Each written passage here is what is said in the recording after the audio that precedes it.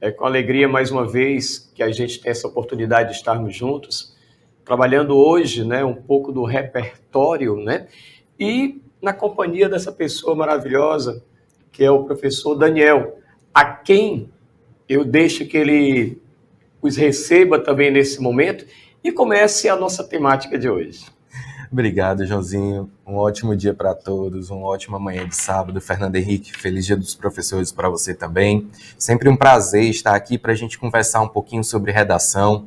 A gente sabe como a parte teórica da estrutura redacional é importante, mas nessa reta final, você se debruçar em cima dos repertórios, dos vários eixos temáticos, é uma estratégia de estudos muito interessante. Nessa reta final, depois de um ano todo de práticas redacionais, com certeza você já domina a estrutura do texto dissertativo argumentativo e a gente vai só melhorar mais ainda a qualidade do nosso texto, entregando aos nossos corretores um conteúdo de qualidade, entregando repertórios produtivos que funcionem para a defesa do ponto de vista. Então, pessoal, mais uma vez, nós trouxemos uma temática contextualizada diante de toda a situação vivenciada no Brasil e do mundo relacionada à pandemia da Covid-19. Nós sabemos, pessoal, como talvez vir um tema diretamente relacionado à pandemia seria talvez óbvio demais. O Enem não tenta trabalhar dessa maneira. Mas temáticas correlatas, aquelas temáticas paralelas, temáticas relacionadas ao contexto de pandemia, são muito importantes sim para a prova deste ano. Infelizmente, a pandemia ela gerou vários impactos em várias áreas, sociais, econômicas, educacionais, científicas, na saúde. E nós, no decorrer dos fascículos, estamos trabalhando algumas dessas áreas impactadas pela Covid. E por isso, nós trouxemos hoje para conversar, para bater um papo sobre o tema relacionado ao desemprego. Sabemos, pessoal, que os índices de desemprego no Brasil já eram alarmantes. O quadro de desigualdade social vivenciada no nosso país é bastante preocupante. Porém, a pandemia agravou bastante essa situação, intensificando essas desigualdades. Nós vimos nos noticiários, vocês com certeza ficaram sabendo, do fechamento de várias empresas, da demissão de vários funcionários.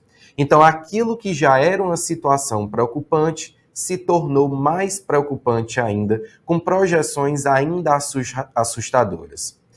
Todo um quadro econômico que foi muito prejudicado por causa da pandemia, o início aí de pessoas que estavam tentando o trabalho informal e também foram prejudicados por causa da pandemia.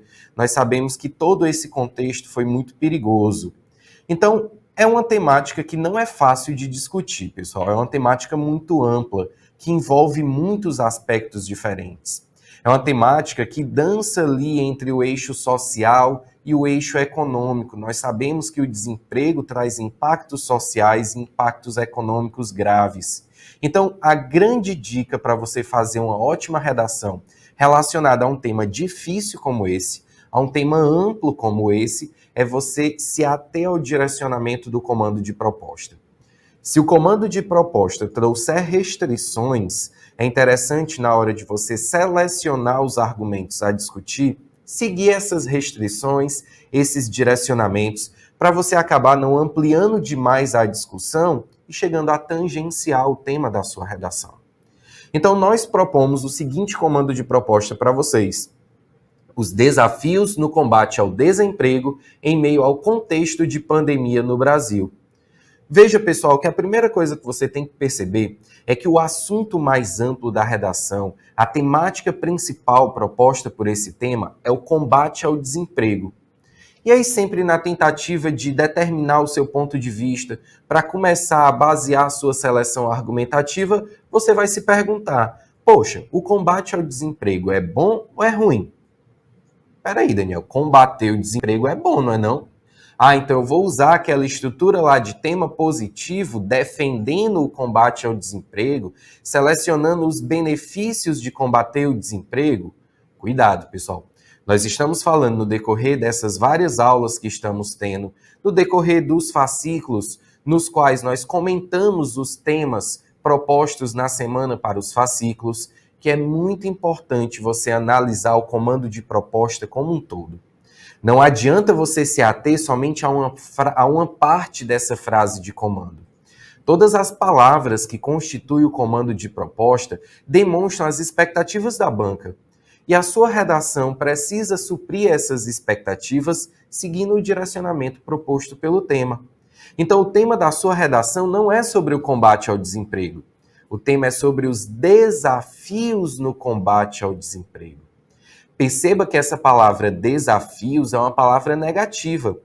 O que esse comando de proposta quer dizer é que existem problemas ao tentar combater o desemprego e o corretor quer saber que problemas são esses. Ele quer saber o que tem dificultado o combate ao desemprego.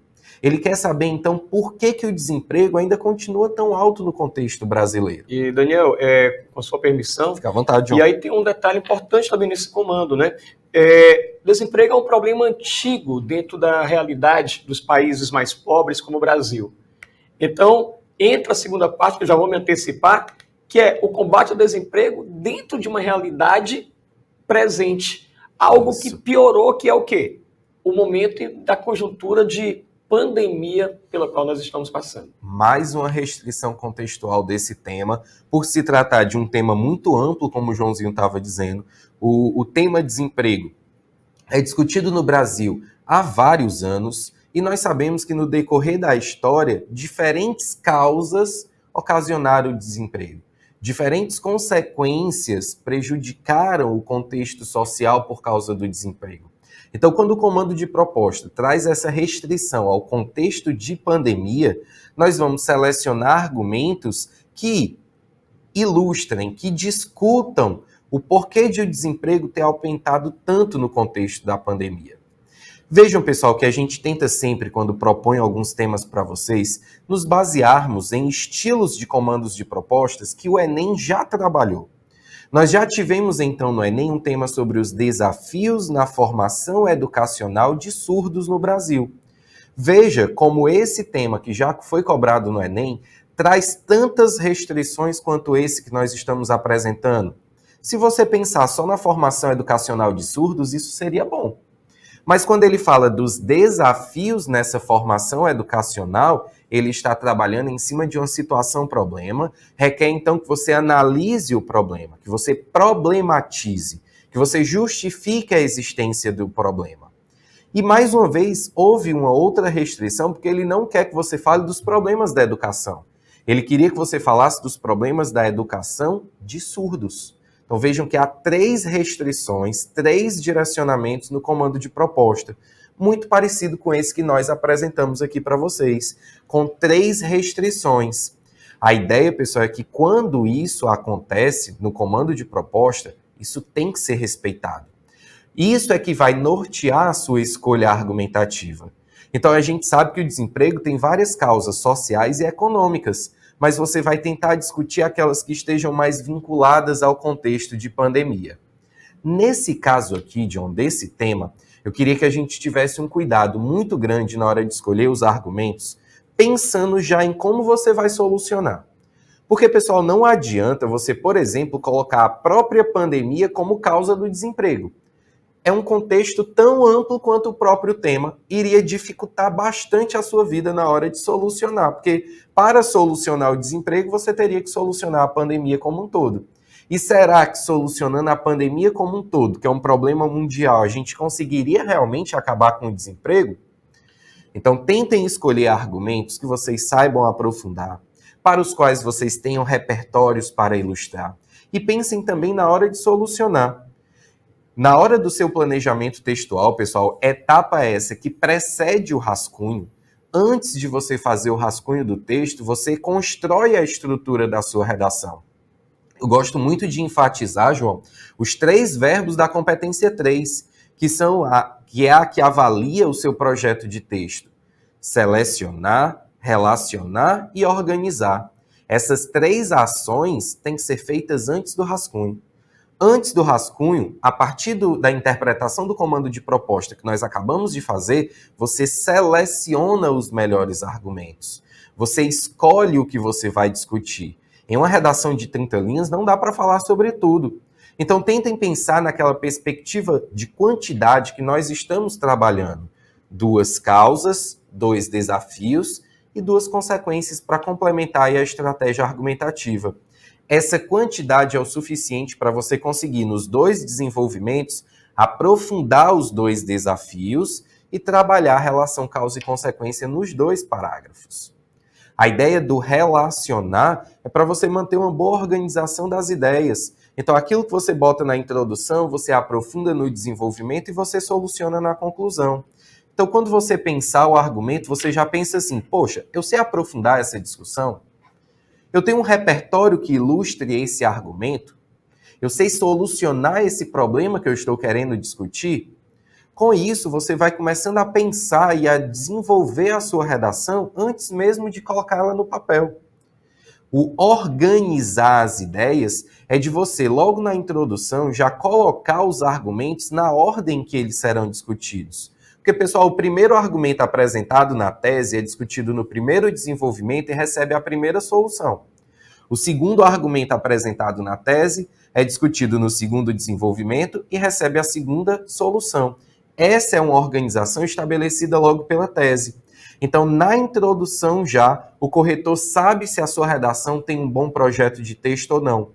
E para ter esse bom projeto de texto, você precisa selecionar, organizar, construir a estrutura da sua redação antes de escrever o seu rascunho. Lembrando, pessoal, que esse tema trabalha em cima da palavra desafios. Os desafios dentro da relação argumentativa seriam as causas do problema. Então, o ideal é que na tese você já antecipe os 2 desafios que você escolheu discutir, para que cada desenvolvimento aprofunde um desses desafios. A gente sabe que, às vezes, alguns candidatos tentam trabalhar na relação causa e consequência nos 2 desenvolvimentos. Por exemplo, fazendo um parágrafo de causa e um de consequências. Para esse tipo de tema, isso não é interessante. Porque se o tema direciona para os desafios, os 2 desenvolvimentos têm que ter desafios. Então, se você faz um de causas, beleza, ele trabalhou desafios. Mas se você concentra um parágrafo só com consequências, as consequências não são desafios, são efeitos, são impactos. Então, esse parágrafo de consequências não seguiria o direcionamento dos desafios. Por isso, o interessante, pessoal, é que os 2 desenvolvimentos relacionem causas e consequências. Então, você começa ali com o desafio nos 2 parágrafos, aprofunda os desafios, ilustra os desafios com um repertório. Lembrando que no desenvolvimento, o repertório, para ser produtivo, tem que comprovar o argumento. Não adianta ser só um repertório sobre desemprego, tem que ser um repertório sobre aquele desafio que você escolheu discutir. Mas próximo ao fim do parágrafo, você coloca uma consequência só para provar quão negativa essa situação é. Então veja que a gente tem vários desafios, vamos discutir vários no decorrer da nossa aula de hoje, vamos apresentar vários repertórios. Agora, na hora de você planejar a sua redação, você primeiro escolhe o seu argumento para depois escolher um repertório que ilustre o argumento que você escolheu. Não adianta, pessoal, querer forçar a barra demais e colocar um repertório que não tem a ver com a sua argumentação. Não se esqueçam, no desenvolvimento, principalmente, o repertório não é para ser só sobre desemprego. O repertório é para provar o desafio que você escolheu discutir. Então, se uma das causas do desemprego no Brasil ter aumentado são os prejuízos educacionais decorrentes da pandemia, por exemplo, que aumentou os índices de evasão escolar, e a gente sabe como esse prejuízo educacional acarreta prejuízos ao mercado de trabalho, um mercado de trabalho exigente como o da atualidade, de um mundo globalizado, requer pessoas qualificadas. A gente sabe que a pandemia impactou a educação, inclusive já trabalhamos aqui um tema sobre educação. Então, o aumento da evasão escolar prejudica também a qualificação profissional que facilitaria a ascensão social, a inserção no mercado de trabalho. Então, se você escolhe um desafio como esse, educacional, você tem que trabalhar um repertório educacional. Um repertório educacional relacionado ao desemprego. Então, todos esses cuidados são necessários na hora de você interpretar o comando de proposta, porque ele é quem mostra as expectativas da banca. E a sua redação está ali para suprir as expectativas da banca. Então eu e o Joãozinho vamos bater um papo aqui sobre alguns argumentos, alguns repertórios vinculados ao tema do desemprego, vinculados ao contexto da pandemia. Agora, na hora de você construir o seu texto, você escolhe desses repertórios os que mais se adequam à sua argumentação. Beleza? E aí é importante a gente colocar para vocês também que a gente traz para uma aula como essa, uma aula de 40, 50 minutos, né, a gente traz um repertório vasto, né, justamente para que você possa, acabando essa aula, fazer download do material que está disponível aí, né, o Marcelo Henrique já colocou para vocês como é que você faz, né, você quando acessa aí, você tem possibilidade de fazer download desse material, para que você possa, de repente, aprofundar, possa até, quem sabe, assistir um dos filmes, né, que a gente sugere, fazer uma leitura de alguma das obras que a gente sugere, e que você possa se sentir mais à vontade.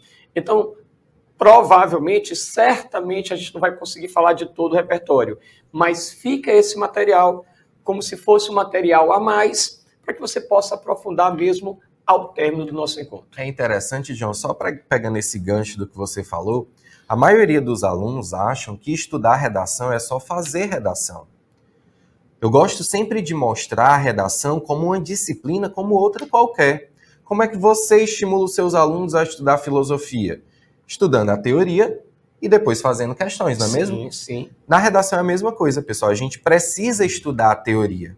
A teoria é o quê? É a estrutura da dissertação argumentativa? É a parte de gramática? É a parte de repertório? Isso precisa ser estudado. Você precisa buscar esse repertório. E a parte prática é o fazer a redação. Aí muitos alunos dizem assim, Daniel, mas no dia da prova eu não vou ter como estudar o tema. Mas, pessoal, é todo esse repertório que você adquiriu no decorrer do ano, a partir de todos os temas que você estudou, que vai lhe dar condições de adaptar algum repertório para o tema que caiu. Eu até seria mais pretensioso. Eu diria que não foi apenas aquilo que você estudou, mas também a nível de repertório, aquilo que você vivenciou ao longo de toda a sua vida. Né? Porque o repertório, como nós já vimos, já comentamos aqui, não é simplesmente só o filósofo, só o sociólogo, né? São as suas experiências de vida, são os acontecimentos históricos, tudo aquilo, é uma música que você ouviu, é uma citação, né, que você ouviu, né, de alguém, né, que tem algum renome, que tem uma credibilidade sobre aquilo. Então, é algo extremamente vasto. Mas vamos à realidade da nossa temática de hoje. Né? A gente sempre gosta de começar com uma apresentação do tema. E como o tema fala do desemprego, a gente não poderia deixar de comentar, né, que o desemprego sempre foi um problema, mas que ultimamente nós temos visto ele afetar milhões de pessoas ainda mais em consequência da pandemia que está aí, que é o que traz a nossa temática.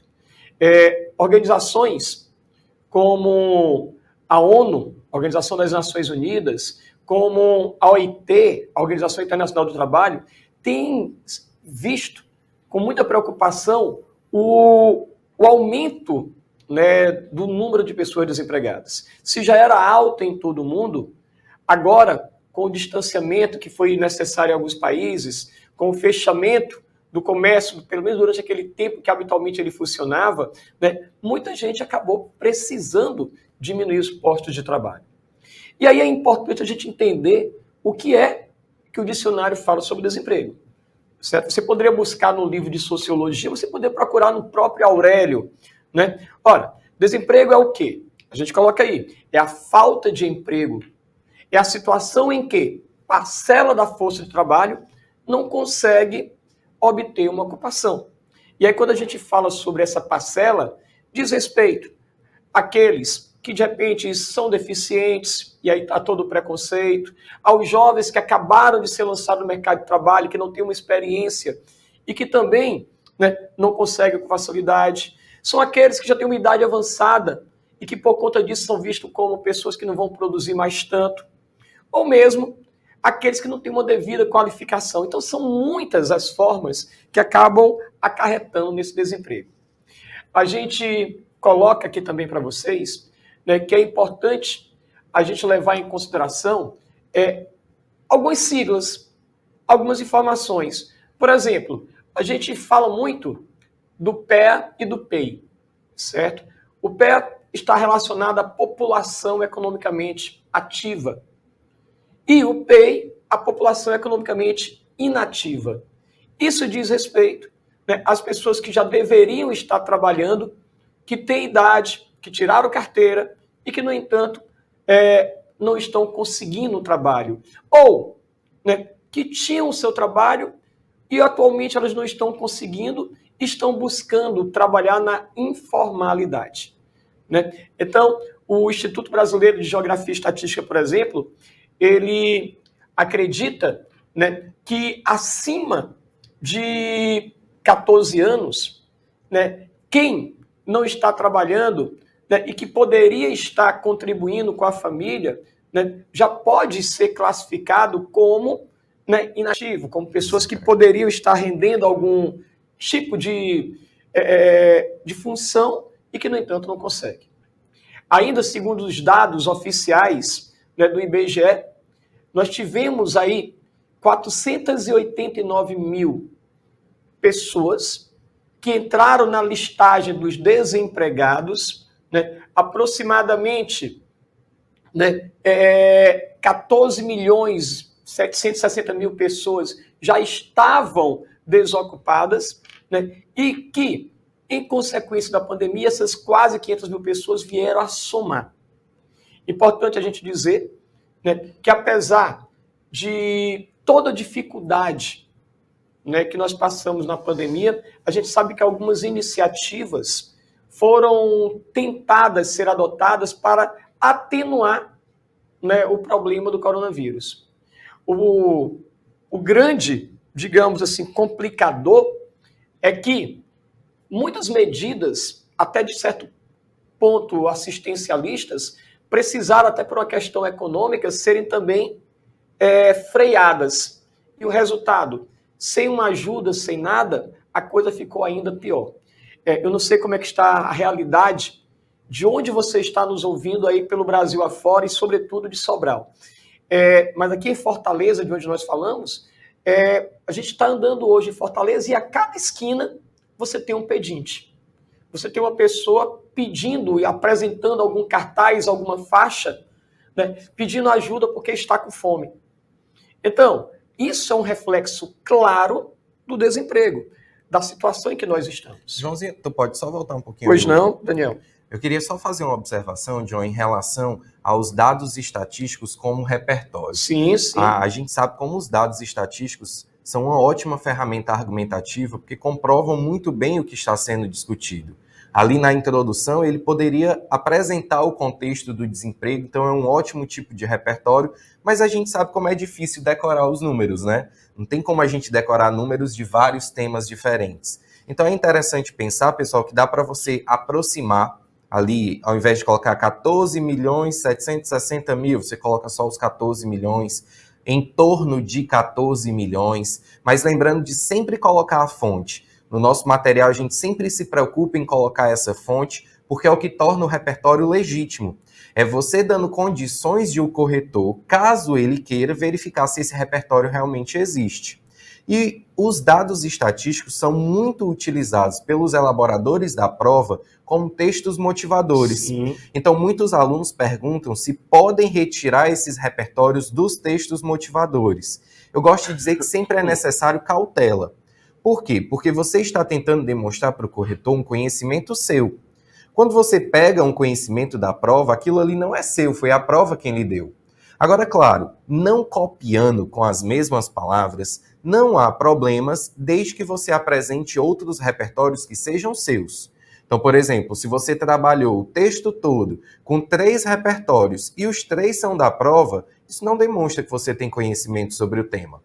Agora, se dos 3 repertórios que você usou no texto, só um foi retirado da prova e você consegue aprofundar na argumentação com ideias suas, é provável que você não perca pontos. Então, se o texto motivador trouxer dados estatísticos, você pode utilizar sim, desde que você não copie e desde que você acrescente informações suas, acrescente análises suas e acrescente outros repertórios seus. Alguma coisa até que possa respaldar o resultado, né, desse dado estatístico, Isso não é isso? mesmo. Bom, e aí, ainda dentro dessa realidade, né, A gente traz aí mais alguns dados, né, numéricos, quantitativos, né? Desde abril de 2020, aproximadamente 3,3 milhões de pessoas perderam seus empregos, né? Acredita-se que aproximadamente a taxa de desocupados no Brasil esteja em torno de quase 50%, 48,5%. Né? Então aqui a gente traz alguns dados ainda aí, né, para complementar, para que você possa, de repente, depois averiguar, né? E a gente entra já em alguns aspectos que poderiam contribuir na estrutura da sua redação. Ora, de maneira geral, quais são as causas do desemprego? São as mais variadas e diversas. Né? A gente sabe que as inovações técnico-científicas, né, foram fundamentais em um dado momento histórico, né, no momento da Revolução Industrial, que levou ao desemprego de muita gente. O uso de máquinas, né, de vários instrumentos, que às vezes trabalham de forma mais rápida e às vezes até de forma mais eficiente, fez com que muitos trabalhadores viessem a ser substituídos. Perceba que eu estou falando de uma maneira geral, causas do desemprego. Essa daí, por exemplo, talvez não viesse a se adequar à realidade da pandemia. Né? Talvez se o empresário tivesse muita condição e dissesse, bom, já que eu não posso contar com os meus trabalhadores devido ao distanciamento, devido a tudo, há uma máquina que pode fazer o que eles fizessem, e a máquina não vai ficar doente, embora possa quebrar. Aí sim, essa relação talvez coubesse bem, né? Bom, a questão do excesso de mão de obra. Em épocas normais, quando você tem, né, para uma função muita gente exercendo, né, aquele trabalho, você muitas vezes acaba tendo oportunidade de disputar com um número maior de pessoas o seu emprego, o que faz com que muitos acabem desempregados, substituídos. Né? O que mais? A falta de qualificação e profissionalização. Isso cai bem dentro desse contexto da pandemia. Em um momento em que muita gente precisou ficar em casa, em que a educação ela foi dificultada, em que nem todo mundo poderia se qualificar no ensino remoto, no ensino à distância. Não pôde investir em uma formação, em uma qualificação, porque o dinheiro estava curto. Então, aquele que tinha alguma qualificação, talvez logrou êxito, mas muitos não. O que mais? A gente poderia dizer que as causas do desemprego têm uma relação direta com crises econômicas, com crises sanitárias, políticas e sociais. Perceba que esse bojo aí, esse conjunto, tem tudo a ver com o que nós estamos passando pelo Brasil. Né? O aspecto sanitário levou a uma crise econômica, essa crise econômica impactou diretamente no aumento da criminalidade, no número de pessoas que passaram a viver à margem de toda a sociedade, e isso, consequentemente, impactou também na questão política. Os índices de popularidade, até mesmo de aceitação do governo, despencar. E quando eu falo governo, eu estou falando às vezes a nível municipal, a nível estadual e a nível federal. A estrutura política passa a ser vitrine. Né? Então, o que você faz que ajuda vai ser enaltecido. Aqueles momentos que você não faz, não justifica, se esconde, né? Não apresenta uma solução, então isso aí vai ser motivo de críticas. O que mais?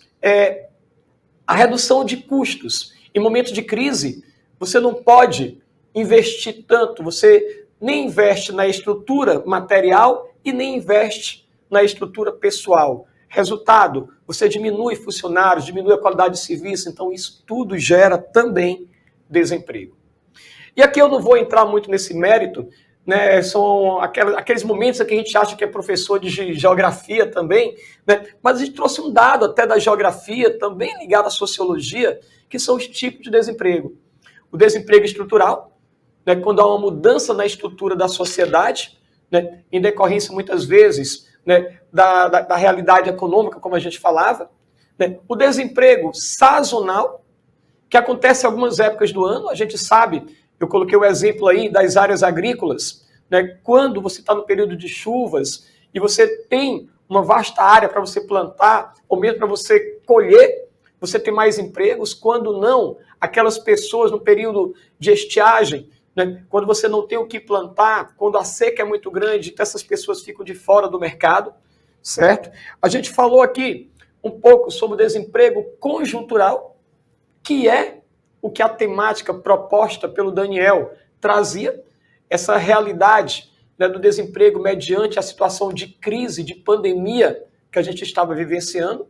A gente fala do desemprego friccional, né, que é aquele que muitas vezes está relacionado a uma parcela da população, por exemplo, os jovens quando querem adquirir o primeiro emprego, né, ou aquelas pessoas que não conseguem, após demissão, um seguro-desemprego, né, que faz com que elas, quando consigam, muitas vezes não queiram logo se empregar, porque às vezes aquele seguro-desemprego vai dar para ela condições de botar as contas em dia, então ela não quer se empregar logo, mesmo estando um emprego difícil, para poder usufruir do benefício, né, do Estado. Então, são parcelas, são diferenças conceituais, mas que você citando dentro da questão do desemprego, mostra que você tem um conhecimento, por exemplo, sociológico, geográfico e por aí vai. E o Daniel mencionou muito a relação de causa e efeito, né? Tudo o que a gente disse que era causa de um desemprego traz consequências das mais variadas.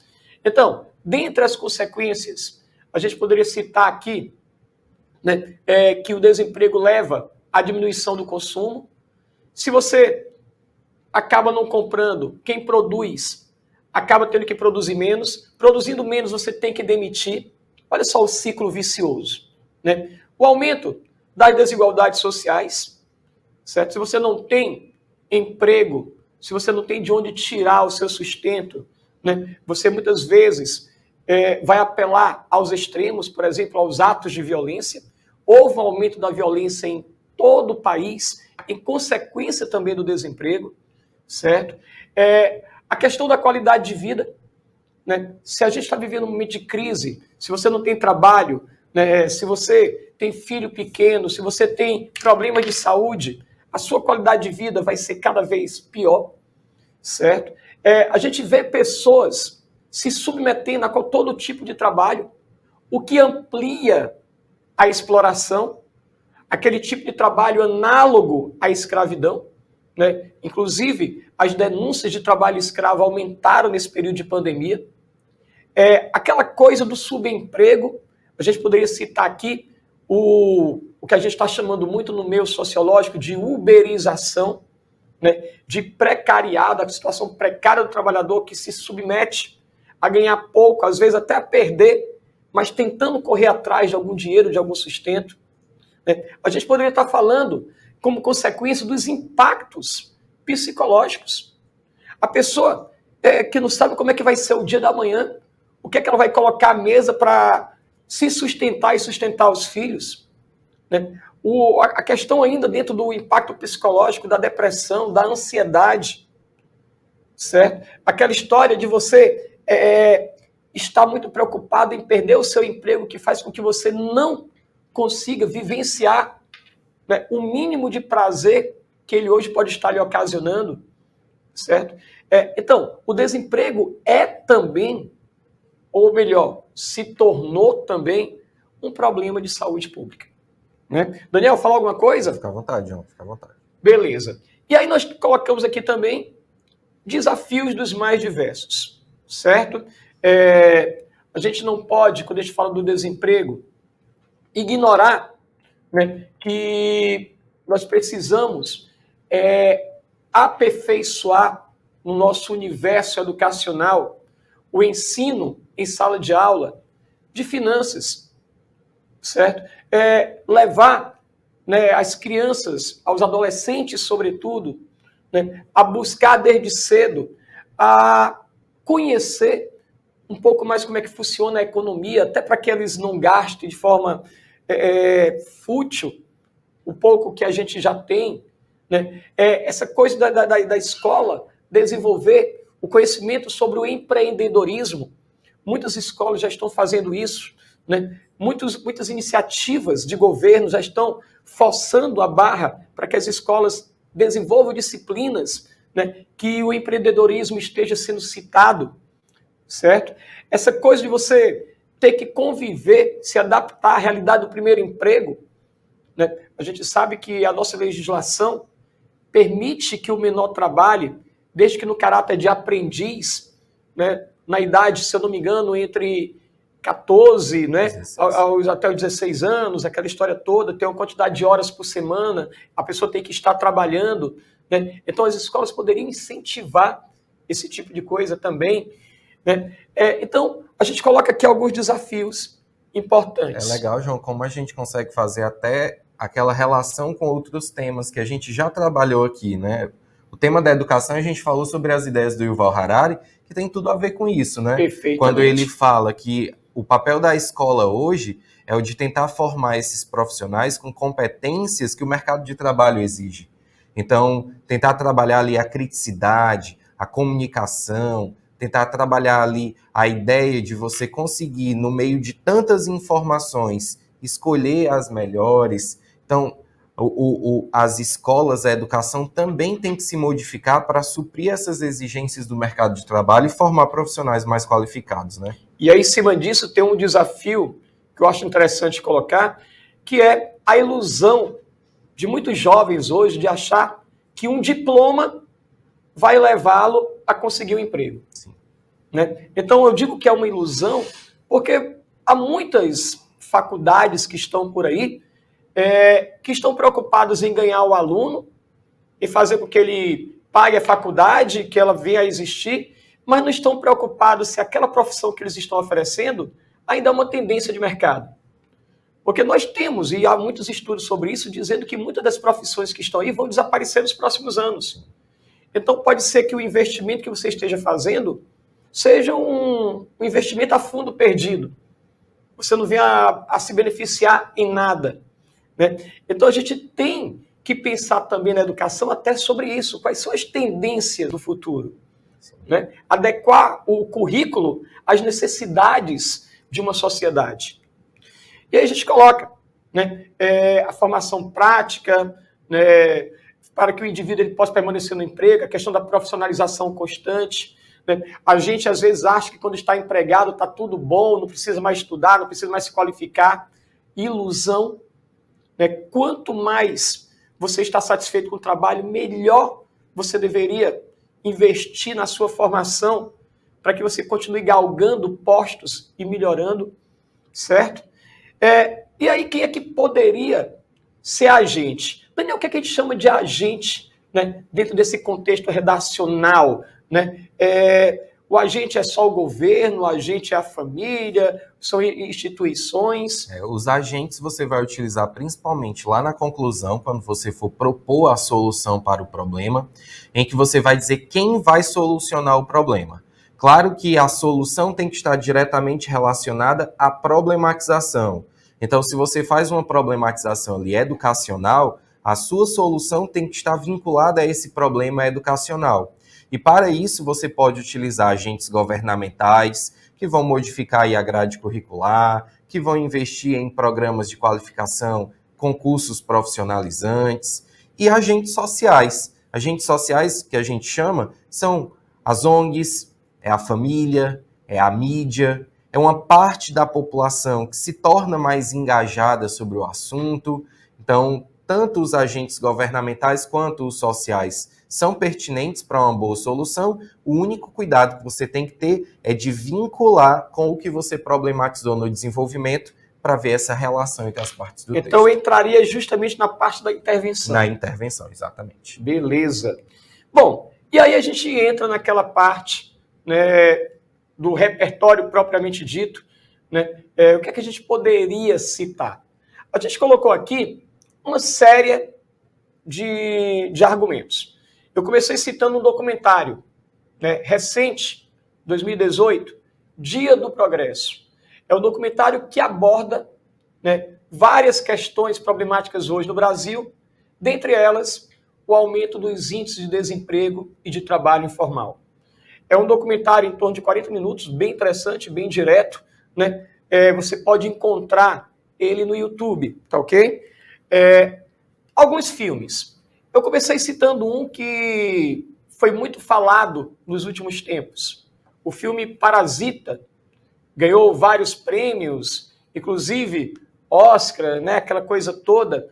E é muito interessante, quem nunca assistiu, fica aí uma dica também no seu momento de lazer, é um filme que você pode não só, eu não vou dizer se divertir, porque o filme ele é meio tenso. É bem crítico, né? É bem crítico, mas dá para você poder tirar uma relação desse filme com vários temas, dentre eles o desemprego, já que os parasitas aí são pessoas que, diante de um momento de crise, vão encontrar uma família que vai confiar, né, em alguns membros dessa família, que vão aos poucos incluindo um ao outro para trabalhar em uma família e tentam tirar proveito dessa família. É como um parasita que vai sugando tudo, né, de onde ela se instala. Vale a pena. Você tem no Netflix, está lá disponível. Bom, para quem quer entender um pouco da realidade do Brasil, né, o filme Real, o plano por trás da história, mostra como surgiu o Plano Real, ainda quando o ministro da Fazenda do governo Itamar era o Fernando Henrique Cardoso, como isso contribuiu para que ele chegasse até a presidência, embora eu estou falando de Fernando Henrique, eu estou falando de um homem que chegou à presidência, mas o filme ele não faz uma apologia à política, né, por exemplo, do PSDB, né, de onde Fernando Henrique ele vai ser um dos grandes mentores, né, não faz apologia a uma estrutura de governo, a um modelo político, mas sim a problemática econômica do Brasil. Né? No filme você encontra referência aos planos anteriores, ao plano Collor, ao plano Bresser, né? E como o real poderia ser uma solução para que a gente pudesse viver melhor. E o impacto, né, antes do plano real, de outros planos na realidade do emprego no Brasil. Bem interessante, um filme que você vai reconhecer os personagens que são citados, né? Um filme que, apesar de lidar com a economia, não é um filme cansativo. Bom, peguei aqui outros filmes, né, muitos deles brasileiros, já que a temática tinha muito a ver com a realidade do Brasil, né? Então a gente colocou aqui Arábia, que fala um pouco sobre a realidade de um metalúrgico que está hospitalizado e alguém que pega os documentos, pega o diário dele, vai ver um pouco da sua vida, né?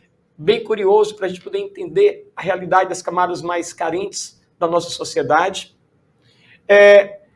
Daniel Black, né? É um filme também clássico que fala da história de um operário que sofre um infarto, é praticamente obrigado a se aposentar, só que depois ele melhora um pouco, a situação de vida dele piora e ele tenta voltar para o mercado de trabalho, a gente vai ver a dificuldade que foi. É o que acontece, por exemplo, no Brasil, com quem perde o emprego, até conseguir um novo emprego, até estar em condições de disputar novamente o mercado de trabalho é muito complicado. Uma vez que você sai do mercado, parece que você se torna ultrapassado, obsoleto. A Procura da Felicidade, que é um clássico, né? Além de ser um belíssimo filme, um enredo fantástico, nos leva a refletir um pouco sobre o trabalho. Né? Eu considero um dos melhores filmes feitos aí nesse novo milênio, né, a partir dos anos 2000. Tanto aborda a realidade da relação pai e filho, como da questão da esperança em tempos difíceis, como aborda como uma pessoa, e é baseado em um fato real, como uma pessoa, né, consegue vencer a condição do desemprego pelos seus méritos, né? Pelos seus méritos, pela sua crença, né? Pela sua dedicação. Muito bom, muito interessante. Você Não Estava Aqui é um outro filme que aborda a realidade de crises financeiras. Após aquele momento em que nós tivemos aquela crise nos Estados Unidos, no início dos anos 2000, né, em que o mercado imobiliário americano praticamente quebrou, e isso levou ao efeito dominó, foi derrubando quem dependia dos Estados Unidos, então muito interessante também. E aí nós citamos outros filmes, que eu não vou falar de cada um, mas para você, né, poder de repente se interessar, poder assistir. A grande maioria deles, vocês encontram nesses streamings, como o Netflix, tá ok? Como o Netflix. Né? Alguns bem conhecidos, né? As Loucuras de Dick e Jane, Mais que Vencedores, muito bom também, certo? E mais alguns. Grande Virada. Veja aí como o repertório é vasto, né? Não, com A gente certeza. falou de alusão histórica, a gente falou de geografia, a gente falou de sociologia, Dados dados estatísticos. estatísticos, filmes, séries, documentários, e agora alguns pensadores, né? Bem diversificado e é legal levar essa diversificação para dentro do texto. Não é legal você concentrar todos os seus repertórios só em filmes, por exemplo. É importante que você lembre aí do comando da competência 2, que é o que avalia o repertório sociocultural. Ela diz que são as várias áreas do conhecimento. O termo está no plural. Então, o legal é trabalhar com essa diversidade de áreas também na escolha dos repertórios para a redação.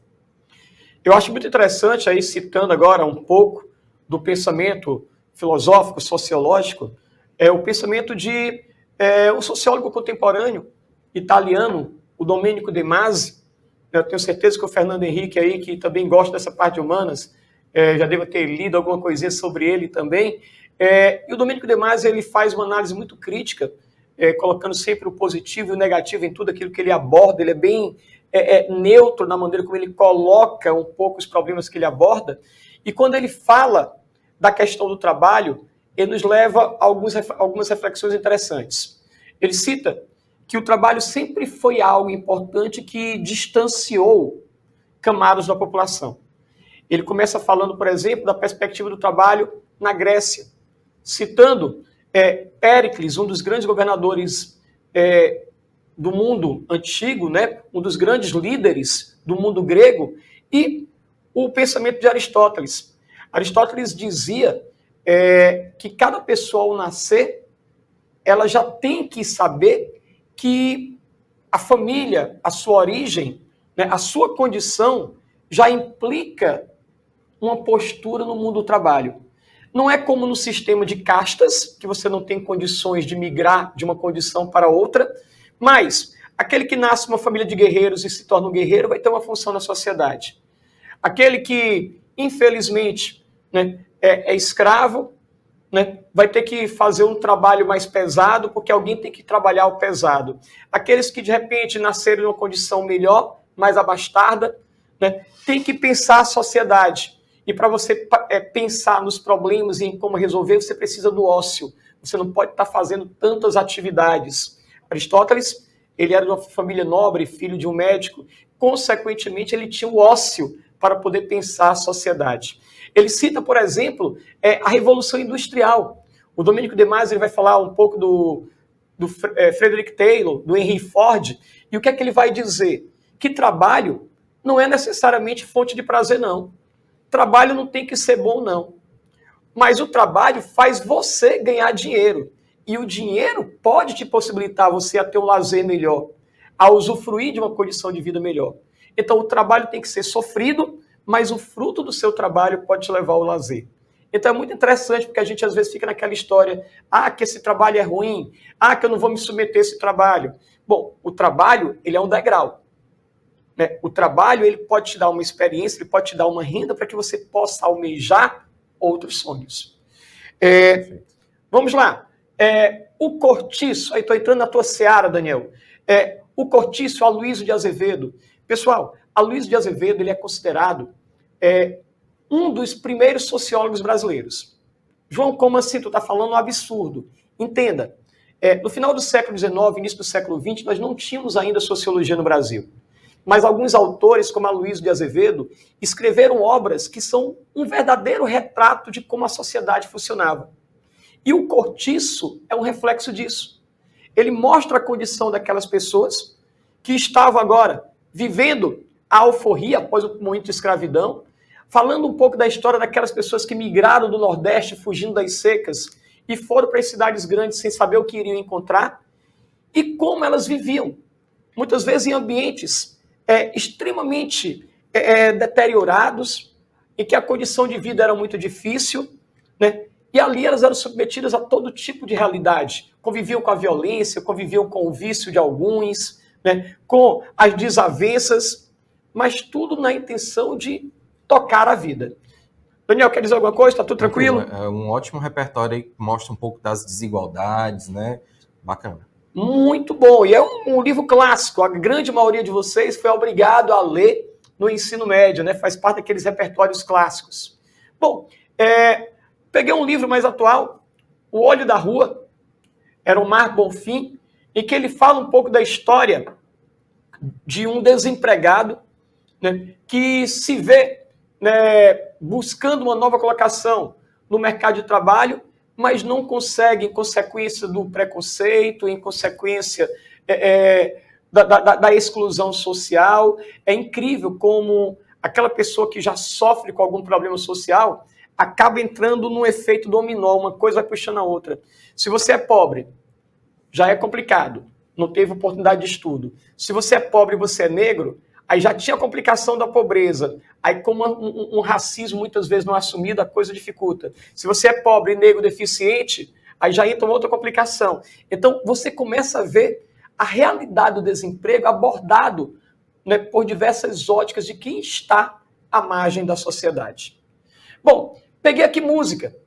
Daniel, música pode ser citada em repertório? Demais, um repertório cultural, né?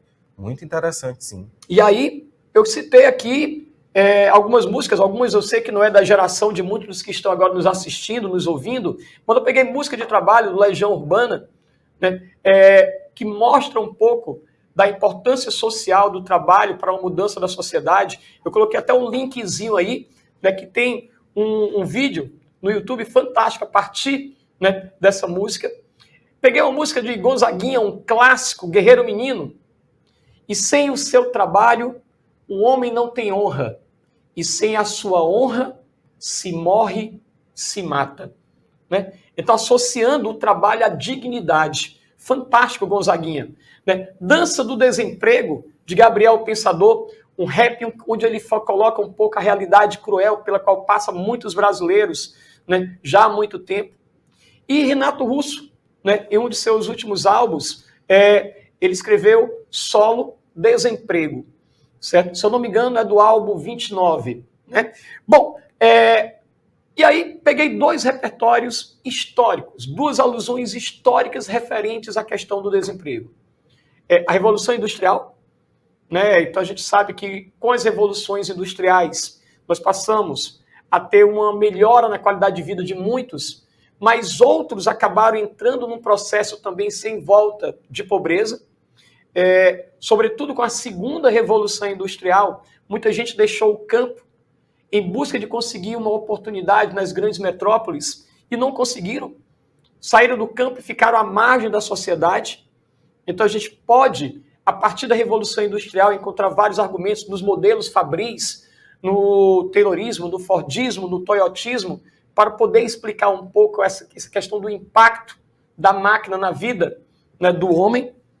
E peguei a crise de 29, né, a Grande Depressão, né, como essa crise econômica foi impactante na vida das pessoas, sobretudo após a Primeira Grande Guerra, até pelo menos ali, né, o momento da Segunda Grande Guerra Mundial, certo? É muito importante porque a partir dessa Grande Depressão se propagou muito a história do American Way of Life, né? Ou o sonho da vida americana, né? Esse sonho vai ser praticamente desfeito anos mais tarde com a Guerra do Vietnã, né? Com mais uma vez o aumento do desemprego, a juventude ir nas ruas no movimento hippie. Então é interessante a gente pegar um pouco desses repertórios. Aqui, para quem quiser, em casa, olhar reportagens, dados, né? Eu peguei aqui muitas matérias de jornais, Correio Brasiliense, Folha de São Paulo, né? Algumas dicas, né, de páginas, alguns materiais aí para PDF, certo? E algumas frases, né? Eu sei que é difícil a gente lembrar, às vezes, de umas frases, mas você pode fazer uma citação indireta, né, Daniel? Sim, você parafraseia, né? Você coloca a ideia do pensador com as suas palavras. Pronto. Olha só essa frase aí de Confúcio, né? Apenas essa para que a gente poder ir finalizando por aqui. Escolhe um trabalho de que gostes e não terás que trabalhar nem um dia da tua vida. É como a gente aqui, né? Ser professor é difícil?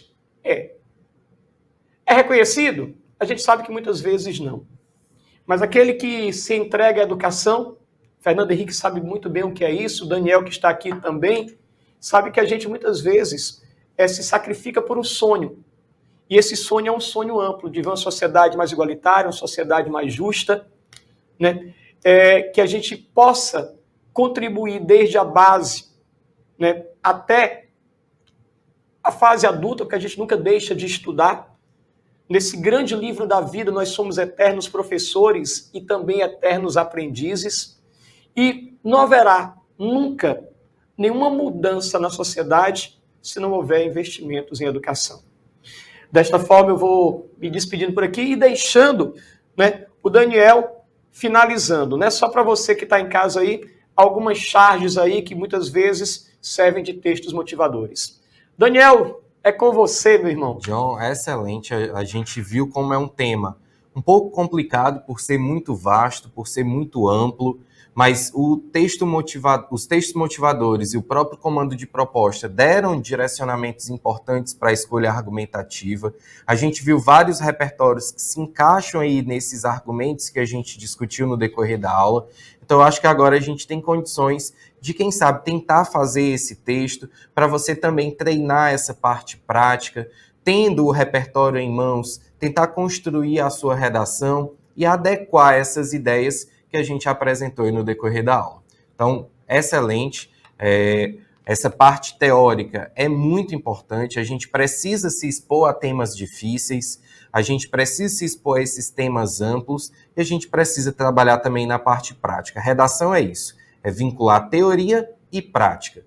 Teoria você busca nesses repertórios de estudos, colocando mesmo no Google, você coloca lá dados estatísticos sobre desemprego, notícias sobre desemprego, documentários sobre desemprego, e vai adquirindo esse repertório, buscando e adequando ao melhor, ao que você escolher para argumentar. E aí depois você tenta construir a sua redação, fazendo o planejamento textual, organizando as ideias, para depois fazer o rascunho do seu texto e passar a redação toda a limpo.